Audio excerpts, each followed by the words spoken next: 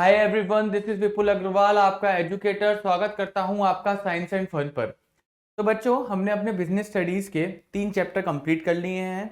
जिसमें अपने first chapter में क्या पढ़ा था? हमने फर्स्ट चैप्टर में रेलेवेंस ऑफ बिजनेस स्टडीज का जो बिजनेस का इंपॉर्टेंस पढ़ा था इन द मिडिवल टाइम, यानी कि आज से 4000 5000 साल पहले।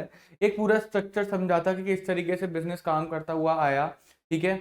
उसके बाद उस चैप्टर में बिजनेस के बेसिक समझे थे कि क्या होता है बिजनेस, बिजनेस के कैरेक्टरिस्टिक्स, फीचर्स, लिमिटेशंस, ठीक है, एडवांटेजेस। उसके बाद जब हमने सेकंड चैप्टर पढ़ा था तो सेकंड चैप्टर में हमने फॉर्म्स ऑफ बिजनेस ऑर्गेनाइजेशन देखी थी, जिसमें sole proprietorship, partnership, Hindu undivided family business, cooperative societies and companies देखी थी। क्लियर है? अब हमने स्टार्ट करने जा रहे हैं हमारा आज की क्लास में बिजनेस स्टडीज का चैप्टर नंबर 3, जो कि है हमारा public, private and global enterprises. तो इस चैप्टर को समझने से पहले ना हमें कुछ चीज़ों के बारे में समझना पड़ेगा, सो डैट ये चैप्टर आप लोगों के एकदम से जहन में घुस जाएगा, एकदम से चला जाएगा। आप बिल्कुल इस चैप्टर को बिल्कुल नहीं भूलेंगे और एग्जाम में full out of full marks इस चैप्टर से आप निकालेंगे। ठीक है। और ये चैप्टर एक वेटेज कैरी करता है, काफ़ी इंपॉर्टेंट टॉपिक्स हैं चैप्टर के अंदर, तो प्लीज़ आप इस चैप्टर को बहुत अच्छे से पढ़िएगा। एक चीज जो मैं आप लोगों से बोलना चाहता हूं, आप लोग अब हमारे वाईटी के जो यूट्यूब चैनल पे हम जो आपको नोट्स देते हैं वो आप इजीली डाउनलोड कर सकते हैं हमारे साइंस एंड फन के ऐप से। क्लियर है? तो आइए चलिए फिर हमारे इस चैप्टर को स्टार्ट करते हैं। इस चैप्टर कुछ बेसिक समझते हैं, कुछ बेसिक समझने की कोशिश करते हैं। उस बेसिक को समझने के लिए बच्चों बस अपनी अब निगाह रखो यहाँ पर प्राइवेट एंड पब्लिक एंटरप्राइजेस पर। ग्लोबल की बात करेंगे, प्राइवेट एंड पब्लिक एंटरप्राइजेस को अभी देखते हैं और थोड़ा सा हम लोग हिस्ट्री की तरफ ध्यान देते हैं, थोड़ा सा हिस्ट्री की हम लोग तरफ ध्यान देते हैं। ठीक है, आओ बच्चों देखो।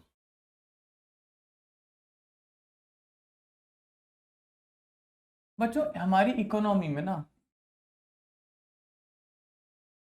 इकोनॉमी दो पार्ट्स के अंदर डिवाइड है। एक है क्या? Public sector. एक क्या है हमारा? प्राइवेट। एक है पब्लिक सेक्टर और एक है हमारा प्राइवेट। क्लियर है? अगर हम थोड़ा पब्लिक सेक्टर की तरफ ध्यान दें या प्राइवेट सेक्टर की तरफ ध्यान दें तो बच्चों बात समझने की कोशिश करो। हमारा इंडिया है, इंडियन इकोनॉमी है। तो इंडियन इकोनॉमी में जो पॉपुलेशन है वो दो पार्ट्स के अंदर डिवाइडेड है।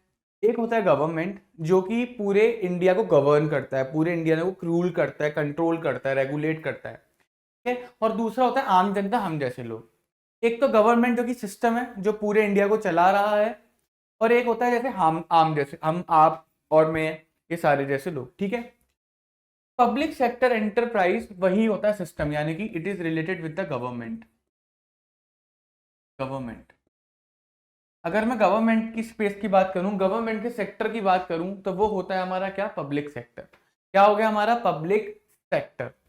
ठीक है। अगर मैं प्राइवेट सेक्टर की बात करूं तो ये हो गया बेटा प्राइवेट इंडिविजुअल। क्लियर है? अगर दूसरी तरीके से मैं बात करूं तो इसमें गवर्नमेंट इंक्लूड नहीं होती, इसमें गवर्नमेंट इंक्लूड नहीं होती।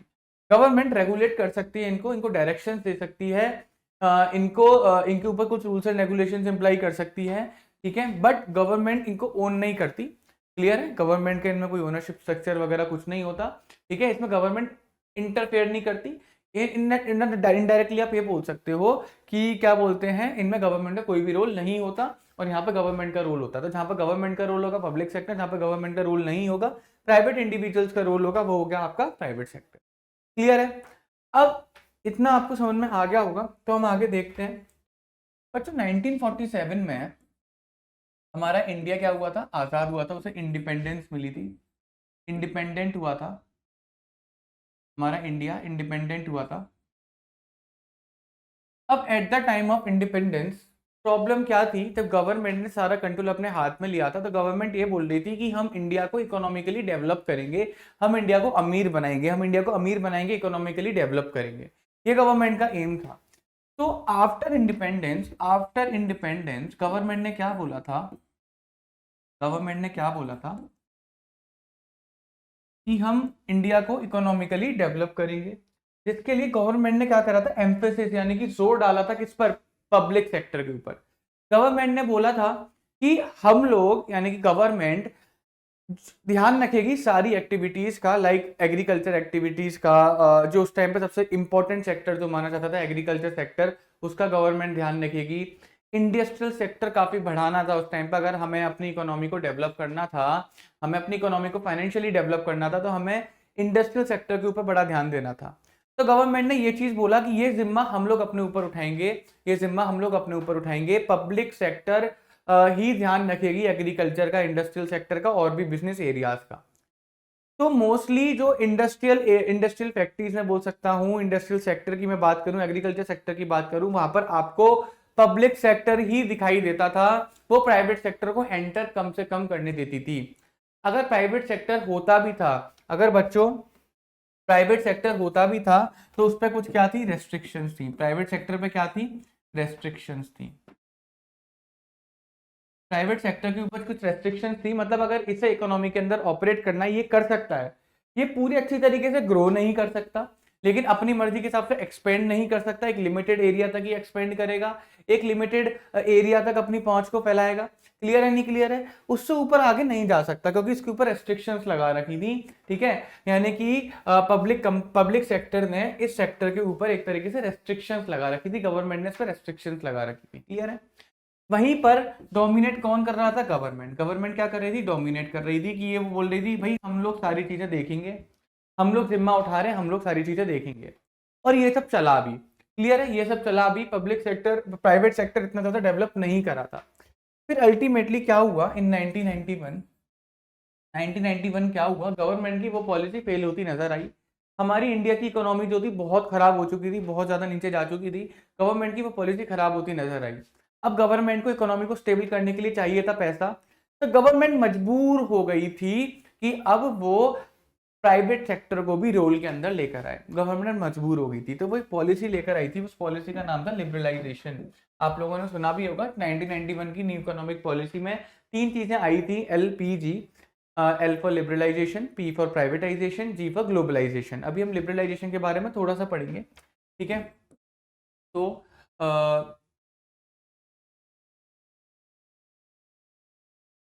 लिबरलाइजेशन जब आया था तो इसने क्या करा था, इसने रेस्ट्रिक्शंस को मिनिमाइज कर दिया था। रेस्ट्रिक्शंस को क्या कर दिया था, मिनिमाइज। रेस्ट्रिक्शंस को मिनिमाइज कर दिया गया था, यानी कि रेस्ट्रिक्शंस कम कर दी थी। किस पे, किस पे, on private sector, on private sector. Private sector पे रेस्ट्रिक्शंस को कम कर दिया था, गवर्नमेंट लिबरल हो गई थी, गवर्नमेंट थोड़ी दयालु हो गई थी। अब उनको बोल दिया गया था कि you can expand your business, you can expand your business, कि आप अपना बिजनेस को एक्सपेंड कर सकते हो। ठीक है, as per your need, as per your convenience. अब हमारी तरफ से आपके ऊपर रेस्ट्रिक्शंस बहुत कम है, कुछ मिनिमल रेस्ट्रिक्शंस हम लोग लगा रहे हैं, टैक्सेस की फॉर्म में, रिपोर्टिंग की फॉर्म में। अदरवाइज आपको जैसे अपना बिजनेस चलाना है आप चलाओ, हमारा कोई भी इंटरफेयर नहीं रहेगा। तो इसी लिबरलाइजेशन के बाद ना प्राइवेट सेक्टर को क्या मिला, एक बूम मिला। प्राइवेट सेक्टर को एक बूम मिला, प्राइवेट सेक्टर अब इंडिया में एक्सपेंड करना स्टार्ट हुआ। और जब प्राइवेट सेक्टर इंडिया में एक्सपेंड करना स्टार्ट हुआ तो इंडियन इकोनॉमी अपने आप ही बेटर होती चली गई। दूसरी चीज क्या हुई थी उस टाइम पर, दूसरी चीज क्या हुई थी, प्राइवेटाइजेशन। प्राइवेटाइजेशन, प्राइवेटाइजेशन क्या मतलब होता है, डिसइन्वेस्टमेंट। इसके टेक्निकल नाम दूं तो डिसइन्वेस्टमेंट। क्लियर है, डिसइन्वेस्टमेंट। इसका मतलब क्या था, conversion of public sector into private sector, into private sector. अगर इसका प्राइवेटाइजेशन का मैं नाम दूं तो गवर्नमेंट ने पहले तो लिबरल करा अपने आप को, निर्दयी निर्दयी से दयालु बनाया। उन्होंने प्राइवेट सेक्टर को बोला कि अब आप लोग अपनी मर्जी से बिजनेस कर सकते हो, हमारी तरफ से रेस्ट्रिक्शंस कम कर दी गई हैं। दूसरी चीज, गवर्नमेंट ने उन एरियाज के ऊपर ध्यान दिया जहां पर वो डोमिनेट कर रही थी। उन्होंने देखा यार हम इस वाले बिजनेस को तो चला ही नहीं पा रहे, हम इस वाली फैक्ट्री को चला ही नहीं पा रहे, इस एरिया में हम लोगों का बड़ा खराब परफॉर्मेंस है। हम एक काम करते हैं, पब्लिक सेक्टर की कुछ फैक्ट्रीज या कुछ इंडस्ट्रीज वगैरह को बेच देते हैं, किसे, प्राइवेट सेक्टर में। इसको बोलते हैं क्या, प्राइवेटाइजेशन मतलब डिसइन्वेस्टमेंट। जो पब्लिक सेक्टर का इन्वेस्टमेंट था, गवर्नमेंट का इन्वेस्टमेंट था कुछ एरियाज में, गवर्नमेंट ने उस चीज को किसे बेच दिया, प्राइवेट सेक्टर को बेच दिया। उसी को बोलते हैं डिसइन्वेस्टमेंट। ये भी हुआ, मतलब गवर्नमेंट का फोकस सीधा था कि प्राइवेट सेक्टर को रोल में लेकर आना है, प्राइवेट सेक्टर को रोल में लेकर आना है। क्लियर है। तीसरा तो सबसे अच्छा काम हुआ था वो हुआ था ग्लोबलाइजेशन। अच्छा बोलेंगे बुरा बोलेंगे, एक्चुअली इसका यूज ना ठीक से बाद में हुआ नहीं, कुछ चीज़ों में प्रॉब्लम हुई जिसकी वजह से इंडियन रुपीस और डॉलर में काफ़ी इतना डिफरेंस आ गया। फॉरेन पॉलिसीज हमारी अच्छी नहीं थी, बट ठीक है, अच्छा काम हुआ भी था उस टाइम पर, और यही एक मेन रीजन था जिसकी वजह से इंडियन इकोनॉमी स्टेबल हुई थी। ग्लोबलाइजेशन क्या था कि अगर हम ग्लोबलाइजेशन की बात करें तो उस टाइम पे इंडियन गवर्नमेंट ने इंडियन कंपनीज को तो रेस्ट्रिक्शंस हटाई थे, साथ ही साथ इंडियन कंपनीज को अपने पब्लिक सेक्टर स्पेस को बेचा था।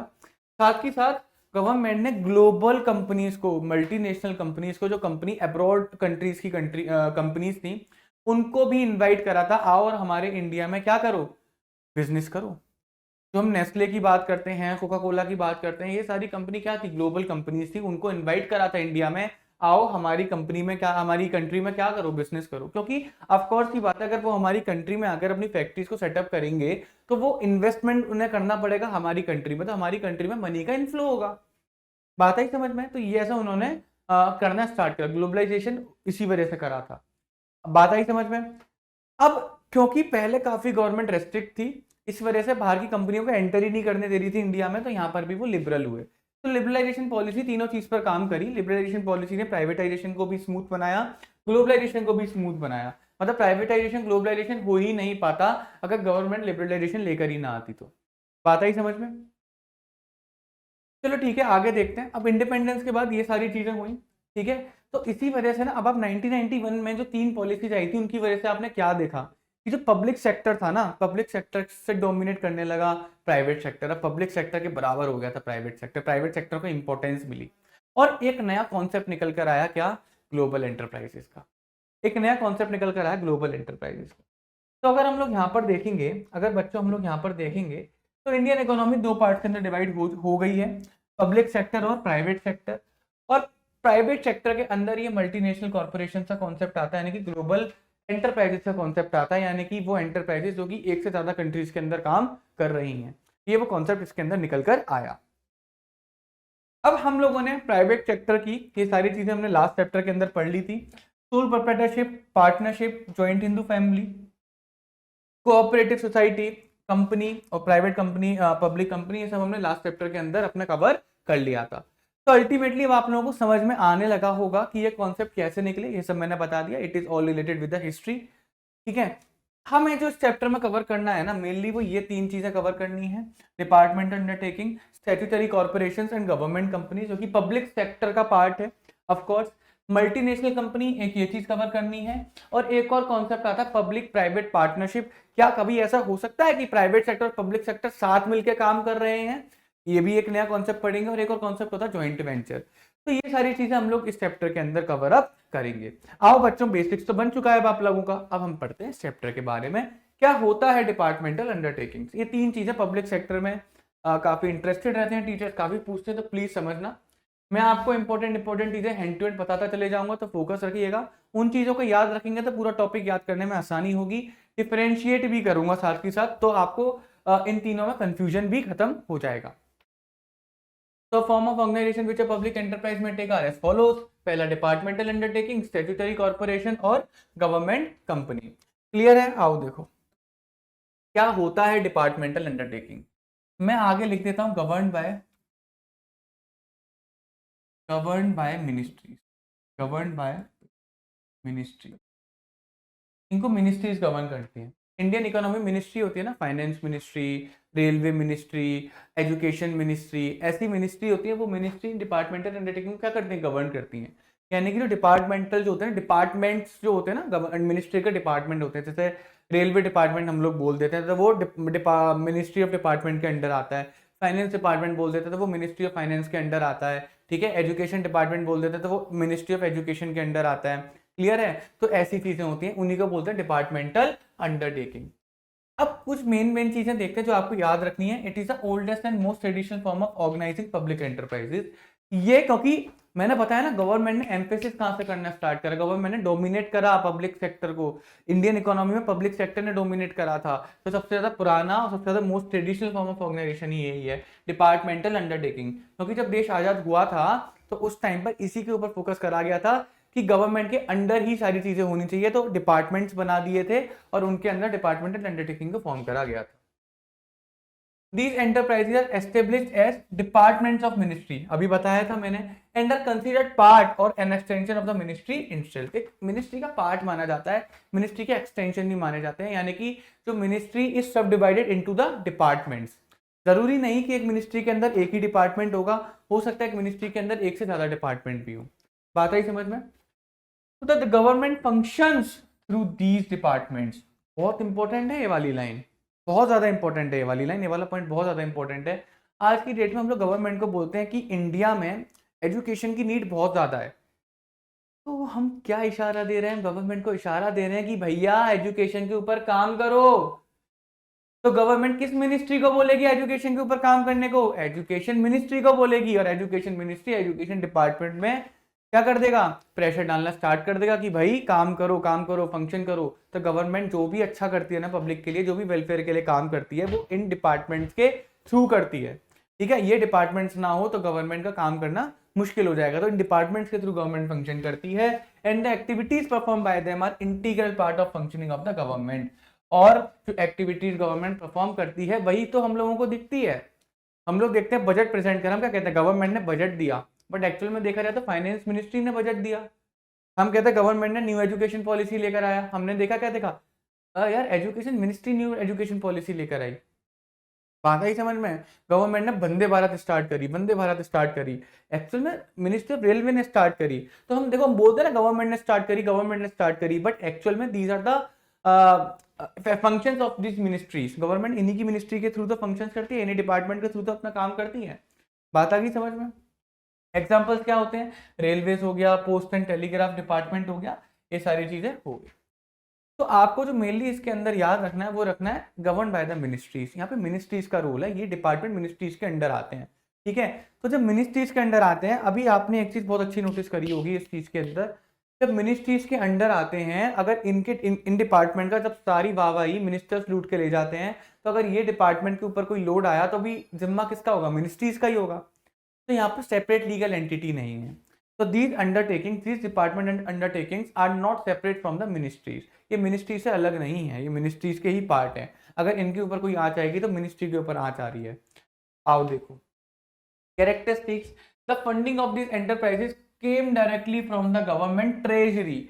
इसको बड़ा अच्छे से समझ लो, गवर्नमेंट ट्रेजरी से इनकी फंडिंग्स आती है। जो गवर्नमेंट की ट्रेजरी होती है ना, गवर्नमेंट की तिजोरी होती है, जहाँ पर गवर्नमेंट सारा अपना रेवेन्यू कलेक्ट करती है और उसी रेवेन्यू से गवर्नमेंट वेलफेयर में अपना पैसा खर्च करती है, तो उसी ट्रेजरी से इनको पैसा मिलता है, उसी ट्रेजरी से इनको पैसा मिलता है। अगर आप बजट पढ़ते होंगे ना तो बोलते हैं एजुकेशन के लिए इतना बजट निकाला गया, रेलवेज के लिए इतना बजट निकाला गया, डिफेंस यानी कि आर्मी के लिए इतना बजट निकाला गया, तो वो बजट में से ही तो जाता है ना।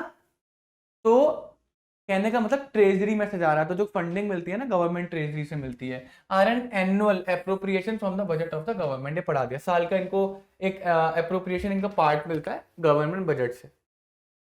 दे are subject to accounting and audit controls applicable to other government activities. यार जिस तरीके से गवर्नमेंट की अकाउंटिंग होती है ना, गवर्नमेंट पे ऑडिट होता है, ऐसी इनका ऑडिट भी, इनकी अकाउंटिंग और ऑडिट भी होती है। तो जिस तरीके से गवर्नमेंट पे रूल्स एंड रेगुलेशन लगाए जाते हैं related to accounting and auditing, कि भैया खाते बनाने इस तरीके से बनाने हैं और उन खातों को चेक करना है तो उस तरीके से करना है, वैसे ही सेम रूल्स एंड रेगुलेशन इन लोगों के ऊपर, इन डिपार्टमेंट्स के ऊपर भी लागू होते हैं। क्योंकि these departments are the department of government, directly government की तो डिपार्टमेंट है, गवर्नमेंट की रेस्पॉन्सिबल है, इनकी मिनिस्ट्रीज के अंडर में ही तो आ रहे हैं। थर्ड क्या है? The employees of this enterprises are government servants, government servants.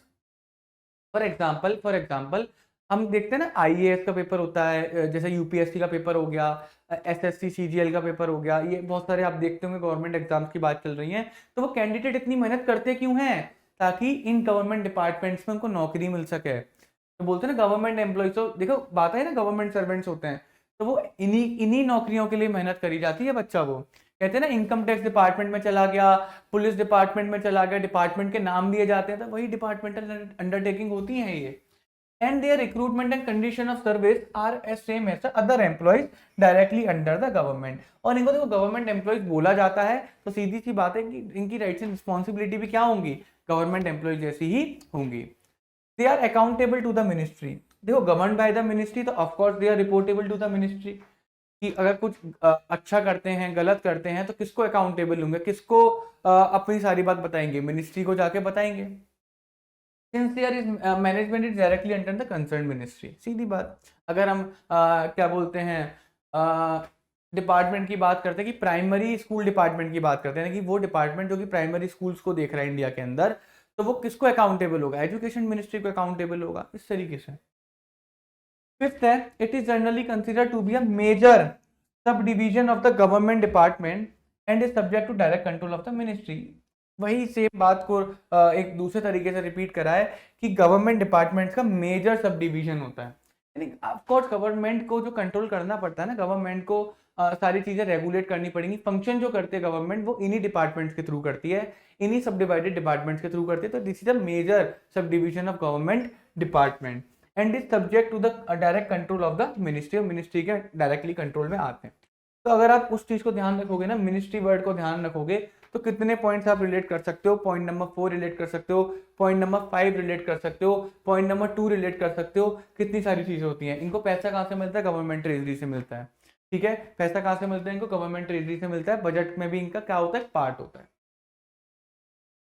Merits क्या होते हैं, फायदे क्या होते हैं, these undertakings facilitate the parliament to exercise effective control over their operations. देखो मेरी बात ध्यान से सुनो, पार्लियामेंट सेटअप क्यों करी जाती है, देखो पार्लियामेंट अगर गवर्नमेंट की बात चल रही है तो पार्लियामेंट तो इन्वॉल्व होगी, बात ही समझ में नहीं आई। तो जहां पर ही गवर्नमेंट की एंटरप्राइजेज है ना, गवर्नमेंट की एंटरप्राइजेज है, मिनिस्ट्रीज के अंडर में डिपार्टमेंट आ रहे हैं, तो पार्लियामेंट भी इन्हें क्या करती है, फैसिलिटेट करती है, पार्लियामेंट भी इनके ऊपर एक प्रेशर बना के रखती है, जिससे कि क्या कर सकते हैं, to exercise effective control over their operation, यानी कि पार्लियामेंट का भी इनके ऊपर क्या रहता है, कंट्रोल रहता है। हम ऐसे पार्लियामेंट में सुनते हैं ना कि राहुल गांधी जो है मोदी जी की क्या बोलते हैं वो कर रहे हैं, उनकी नीतियों की बुराइयां कर रहे हैं, तो वो क्वेश्चंस पूछते हैं। जब वो क्वेश्चंस पूछते हैं तो जनता को एक जानने का मौका मिलता है कि क्या जो प्रेजेंट गवर्नमेंट ठीक कर रही है, गलत कर रही है, बात ही समझ में। तो जब ऐसा होता है ना तो वो पार्लियामेंट के अंदर ही होता है, तो जब ऐसा होता है तो कंट्रोल अच्छा रहता है, गवर्नमेंट ध्यान रखती है कि भैया सारे काम अच्छे से करना, हमसे क्वेश्चंस करे जाएंगे, तो जब एक प्रेशर बनता है ना ऊपर तो काम अच्छे से होता है, तो वही सारा काम होता है। सेकंड है, these ensure a high degree of public accountability. Sir public, इनमें high degree of public accountability होता है कि, मेरी बात ध्यान से सुनो, यहाँ पे पब्लिक इन्वॉल्व होती है, अगर कल को कुछ भी गवर्नमेंट गड़बड़ी करती है तो पब्लिक ही नाराज होगी ना, तो पब्लिक को भी अकाउंटेबल होते हैं ये लोग, और इसकी वजह से ध्यान भी बड़ा अच्छे से रखा जाता है कि भाई पब्लिक का नुकसान नहीं होना चाहिए, बहुत बड़ा नुकसान हो जाएगा। The revenue earn by the enterprise goes directly to the treasury, और रेवेन्यू कहाँ जाता है, उसी ट्रेजरी में जाता है, and hence is a source of income for the government. अगर हम टैक्स डिपार्टमेंट की बात करें तो टैक्स डिपार्टमेंट का रेवेन्यू कहाँ जाएगा, टैक्स डिपार्टमेंट खुद रखेगा नहीं, tax department is a, tax department किसका डिपार्टमेंट है, फाइनेंस मिनिस्ट्री का डिपार्टमेंट है, ठीक है। तो जो भी टैक्स डिपार्टमेंट कलेक्ट करेगा पैसा वो कहाँ जाएगा, गवर्नमेंट ट्रेजरी में जाएगा। जितना भी पैसा एजुकेशन सेक्टर से आया वो पैसा कहाँ जाएगा, गवर्नमेंट ट्रेजरी में जाएगा। तो सारा पैसा इन डिपार्टमेंट से जो कलेक्ट करती है वो गवर्नमेंट ट्रेजरी में जाता है, और फंडिंग भी ना वहीं से मिलती है, क्लियर है। Fourth, where national security is concern, this form is a muse suitable since it is under the direct control and supervision of the concerned ministry।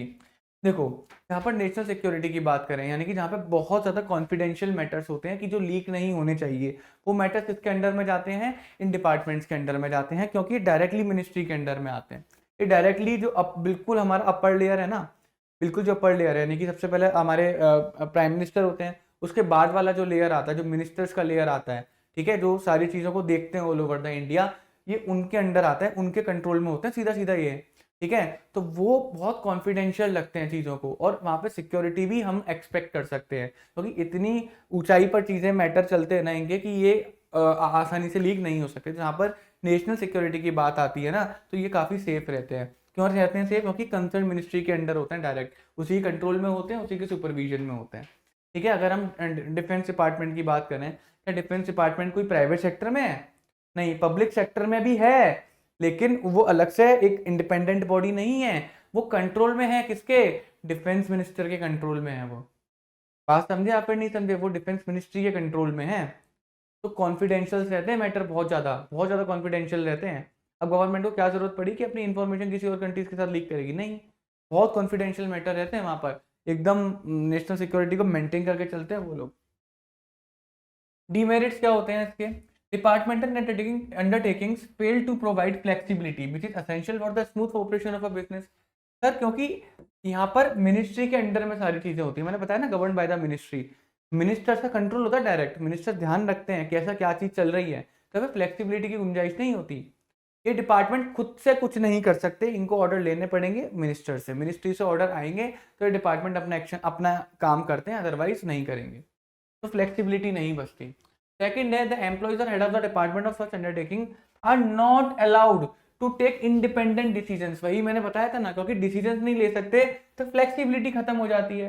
और यहाँ पर बताया कि डिसीजन नहीं ले सकते without the approval of the ministry concern. ऊपर से भाई मिनिस्ट्री से आपको अप्रूवल लेना पड़ेगा। दिस लीड्स टू डिलेज, और ये क्या करता है? प्रोसेस को डिले कर देता है। अभी आपको पता है कि हमें 3 दिन के अंदर कोई स्टेप लेना है और हमको बहुत ज्यादा फायदा होगा, आप नहीं ले सकते, आपको ऊपर से पूछना पड़ेगा, पहले ऊपर से परमिशन आएगी तभी आप कोई स्टेप ले सकते हो। हम भी जब बचपन में छोटे थे, मैं भी क्या बोल रहा हूँ, बचपन में छोटे थे, जब भी हम बेटा हम बचपन में क्या करते थे, हमें कोई डिसीजन लेना पड़ता था तो हम हमने मिनिस्टर से लेते थे नहीं लेते थे, मम्मी पापा से डिसीजन लेते थे नहीं लेते थे। तो हमें पता है अगर हमने ये काम अभी कर दिया तो हमें फायदा हो जाएगा, बट अल्टीमेटली हम नहीं करते थे, हम पहले मम्मी पापा से परमिशन लेते थे। तो इसी वजह से ना काम डिले भी हो जाता है, तो बिजनेस अपॉर्चुनिटीज भी हाथ से निकल जाती है।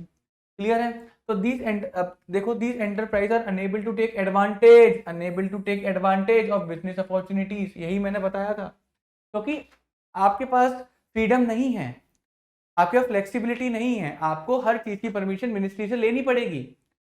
तो अभी मुझे कोई 3 दिन 4 दिन के अंदर डिसीजन लेना है, एक अच्छी अपॉर्चुनिटी मेरे पास आई तो वो डिले हो जाता है, क्योंकि परमिशन आने में टाइम लगता है, जिसकी वजह से क्या होता है बच्चों कि हम लोग बिजनेस अपॉर्चुनिटीज खो देते हैं। जब भी तो पब्लिक सेक्टर जो था इतना खराब हो गया था एंड में जा जाकर कि वो पब्लिक उसे प्राइवेट सेक्टर को रोल में लेकर आना पड़ा था, क्योंकि प्राइवेट सेक्टर इंडिविजुअल बॉडी होगी, इंडिपेंडेंट बॉडी होगी, वो अपने डिसीजन खुद लेगी, वो बिजनेस अपॉर्चुनिटीज को मिस नहीं करेगी, तो अल्टीमेटली इंडिया का ही फायदा होगा ना, इंडिया का ही जीडीपी बढ़ेगा। तो ये भी एक रीजन था। There is red tapism in day to day operations and no action can be taken it goes unless it goes through the proper channels of authority. What do you mean by the red tapeism? Red tapeism का मतलब है excessive load of paper work. Paper work का बहुत ज़्यादा load है, बहुत ज़्यादा paper work involve है हर प्रोसेस के अंदर, और वो कंपलसरी है फॉलो करना। बहुत लंबा प्रोसेस है, बहुत पेपर वर्क का प्रोसेस है, वो कंपलसरी है उस चीज़ को क्या करना, फॉलो करना। तो कभी कभी ना वो डिले कर देता है चीज़ों को, और वो भी जब पेपर वर्क करा जाता है, प्रोसेस करा जाता है, वो भी पर्टिकुलर पर्सन करेगा, अगर वो वहां पर मौजूद नहीं है तो वो काम होगा भी नहीं। तो इसकी वजह से पता क्या होता है कि कभी कभी काम बहुत डिले हो जाता है, बहुत डिले हो जाता है। आप किसी गवर्नमेंट डिपार्टमेंट में जाना है ना, और आपको किसी अधिकारी के सिग्नेचर चाहिए, वो अधिकारी वहां मौजूद नहीं है, तो वो उसके सिग्नेचर कोई और करके देगा ही नहीं, और जब तक उसके सिग्नेचर होंगे नहीं आपका काम आगे नहीं बढ़ेगा। तो ये बड़ा प्रॉब्लमेटिक है, ये रेड टेपिज्म की वजह से क्या होता है, काफी चीजें डिले होती हैं, और no action can be taken, और कोई एक्शन भी आप नहीं ले सकते क्योंकि आपको प्रॉपर चैनल से निकलना ही पड़ेगा। There is a lot of political interference through the ministry. यार पॉलिटिकल इंटरफेरेंस भी होता है, नेताओं का इंटरफेरेंस भी होता है, पॉलिटिक्स है इसके अंदर इन्वॉल्व, क्योंकि it is directly related to the politics, it is directly related to the ministers. Fix है। अब जैसे पॉलिटिकल इंटरफेरेंस का मतलब सबसे अच्छा एग्जांपल कि भाई 5 साल के अंदर सरकार बदल गई, जब सरकार बदली तो सरकार की नीतियां बदल गई, सरकार का माइंडसेट बदल गया। तो अभी एक फाइनेंस मिनिस्ट्री मान के चलो काम कर रही है कि हम जीएसटी लेकर आएंगे, फॉर एग्जांपल मान लेते हैं, अभी सपोज करिए जीएसटी नहीं आया, सपोज कर लीजिए, वो लोग काम कर रहे हैं हम जीएसटी लेकर आएंगे। 5 साल एक सरकार ने काम करा, हमें जीएसटी लाना है, जीएसटी लाना है, जीएसटी लाना है, और फिर क्या हुआ, 5 साल बाद सरकार बदल गई, सरकार उस नई वाली सरकार ने बोला जीएसटी नहीं लेकर आएंगे, कुछ और लेकर आएंगे। तो जो पिछला 5 साल हुआ वो तो बेकार हो गए ना, उस पर तो कोई काम ही नहीं हुआ, वो तो डेवलपमेंट में काउंट ही नहीं होगा। तो ऐसा बड़ा पॉलिटिक्स देखने को बड़ी मिलती है इधर। These organizations are usually insensitive to consumer needs। बेटा ये ना कंज्यूमर नीड्स का ध्यान नहीं रखते, ये ध्यान ही नहीं रखते कंज्यूमर नीड्स का, and do not provide adequate services to them, और कंज्यूमर को एडिक्वेट सर्विसेज भी प्रोवाइड ये लोग नहीं करवाते। कंज्यूमर नीड का ध्यान नहीं रखते। जैसे प्राइवेट सेक्टर बड़ा ध्यान रखता है ना कि मेरा कंज्यूमर इज अ किंग, ये कहते हैं भाड़ में जाए किंग, हमें मतलब नहीं है, वी आर द किंग्स। ठीक है, तो इनका कॉन्सेप्ट थोड़ा सा अलग है कि कंज्यूमर का ध्यान नहीं रखते, कंज्यूमर ओरिएंटेड कम होते हैं ये लोग।